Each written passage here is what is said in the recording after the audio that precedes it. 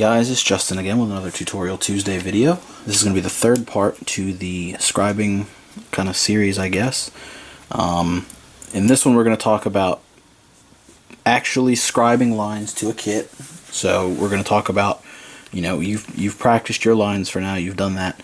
Actually applying them to a kit. So we're going to talk about that, and this is going to be like a symmetrical line on a kit tutorial as well, so that you'll learn a little bit of that.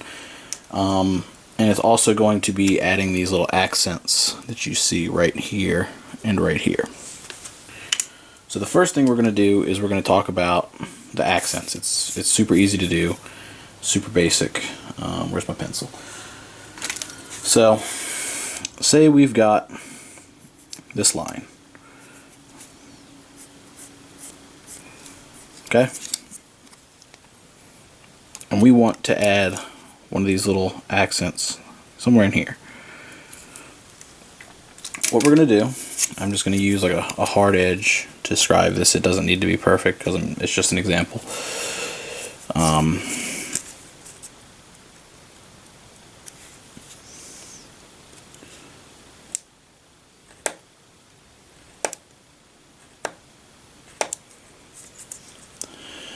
And we are going to go through and scribe our line like we normally would.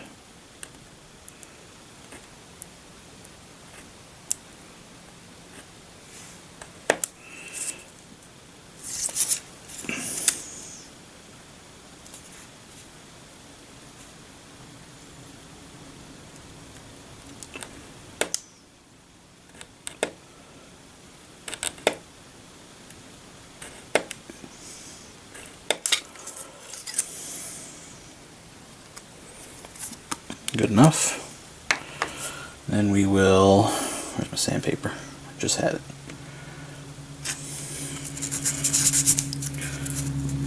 Sand it out.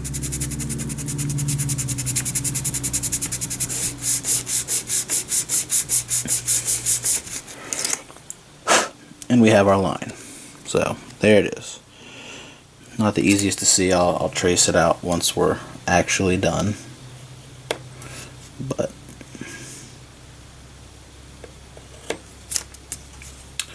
okay, so what you want to do now is you want to add that little accent line somewhere in the middle of there. Now it doesn't really matter where it is. You can put it on the long piece, you can put it on the short piece, you can put it on the middle piece. Completely up to you. But what you are going to need for this is a couple little pieces of Dymo tape. And I think the worst part about this tutorial is this is probably the only tutorial I've done up to this point where you actually 100% need a scribing tool to do it. So we're going to cut our Dymo tape into 3 pieces. And this isn't necessary, but it helps. So I'm going to recommend doing it. We're just going to kind of lay it down. What you want to do is with the 2 pieces you're going to want a border. And this is basically going to be the length of that line. If you want to draw your line down so you can use that as like a guide, that's completely fine. If you don't want to and you want to kind of freehand it, which I don't really recommend, especially if you're going to be doing it on like say for example you do it on one part of a leg and you want the other side of the leg to match it, you'll want to measure it out and, you know, kind of make sure that it is the same length on both sides. So there that is in the middle of our line. And then we're going to take the 3rd piece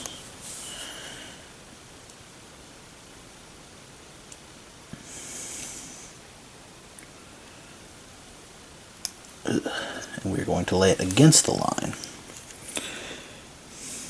And you want it to match up with the line. So there it is.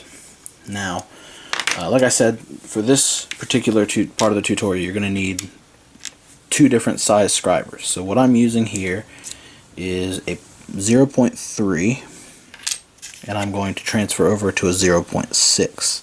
So I'm using, you know, roughly double the size. And then what we're going to do is just scribe in that little down zone. 2, 3, 4, 5, and then we'll go backwards half as many. So 3, 1, 2, 3.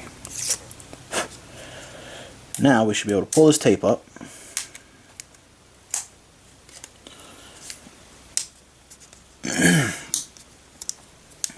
And our little accent line should be there. Which it appears to be. So then what we'll do is we'll take our sandpaper, we'll go over this one more time just to make sure it's nice and smooth.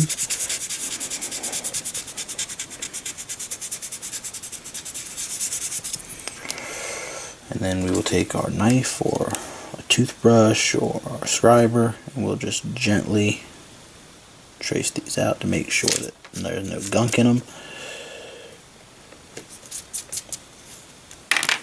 And then we will hit it with a wash just to make sure that it went over as smoothly as it looks like it did. So put that over there, put that over there. Maybe? No? Alright, we'll come back to that once that's dried a little bit. So towards the end of the tutorial we'll look at this and make sure that it did what it was supposed to do. Okay, so on to this part. This is my Gray's Kai. This is a part that I've been working on. This is one of the legs. The other leg is completely untouched, besides seam removal and some sanding. Now the first thing I am going to do is I'm going to prep this piece just by sanding the surface that I intend to draw on, because I'm going to draw my scribe lines on here. So I want the surface to be a little bit rough so that the pencil kind of gets under it.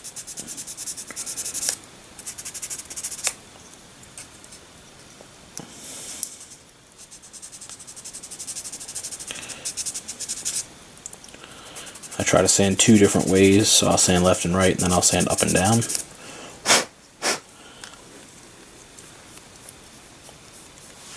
And then it's a little roughed up, so. Now what I can do is I can essentially, if I want to, I can kind of draw the lines here, but this is not the best method for this. So what I've done is, firstly, I've made a template, which I could easily just pop on here. And I can go, I can trace these lines. We'll do it on the other side because I've already made up a template for the other thing.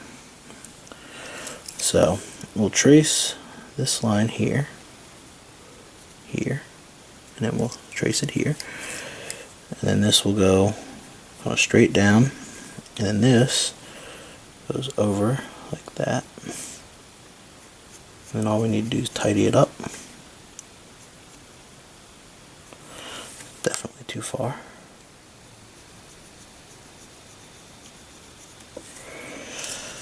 And then you got your lines. Now the other method is you can take a piece of masking tape, you can trace your line here, and then you can kind of mark the borders.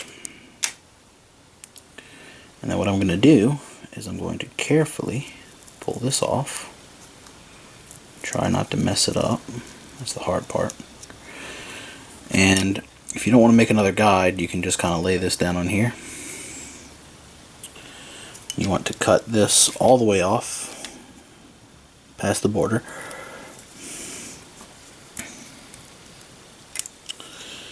And then you lay this on the edge. So this piece goes on the corner of this. And this piece goes on the corner of this. And there's your lines. And then you can draw them.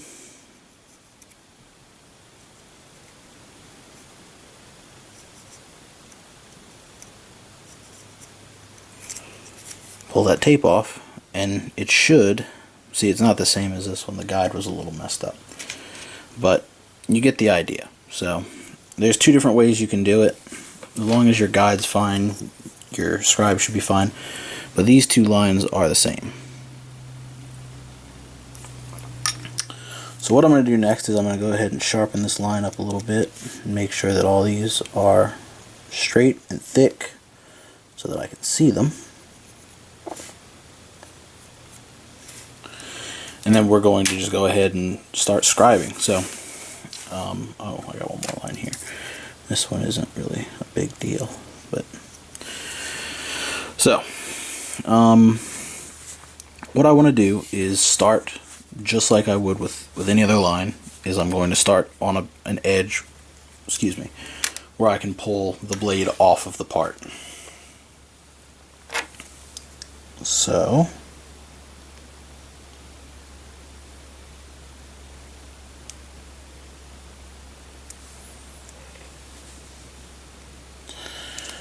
I take this tape,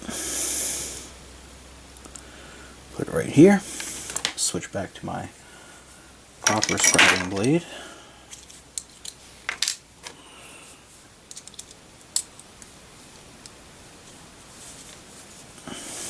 And we're just going to do like I always do, and we'll do like 7 passes.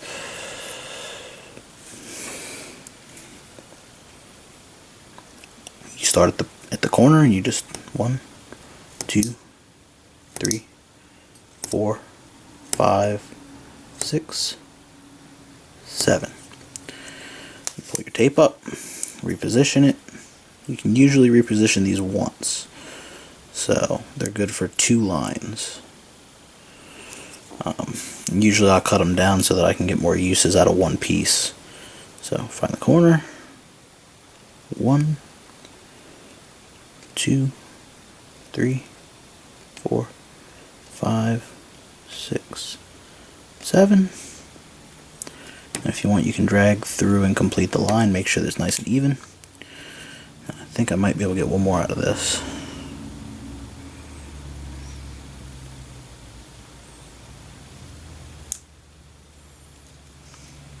You always want to lay your tape over like the largest section of the piece that you can. That way it doesn't slip off while you're in the middle of a line. So 1, 2, 3, 4, 5, 6, 7.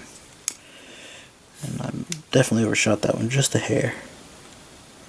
But it's easy to fix. So we'll just go this way. I'll pull it this way. And I showed you how to fix lines already, so we don't have to go over that.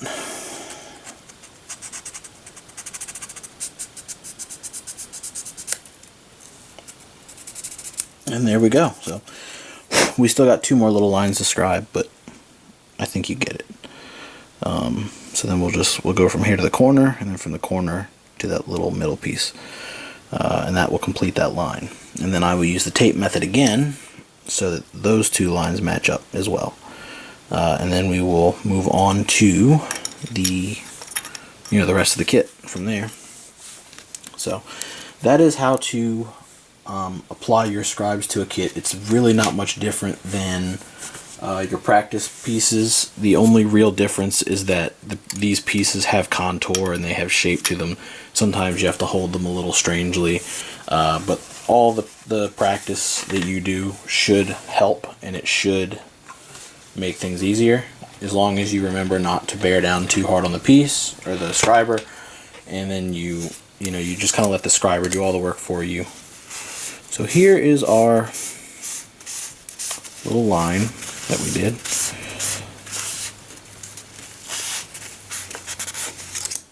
At the beginning, and you can see that little accent line is there. I don't know where that little crack came from. I guess this is such a thin piece of styrene, it's warping. I think that might have cracked a little bit, but not too much ink went in there, so it's not a huge deal. Definitely not a loss. And I can actually go ahead and I can probably hit this with one more really small round of liner and really make that pop a little bit.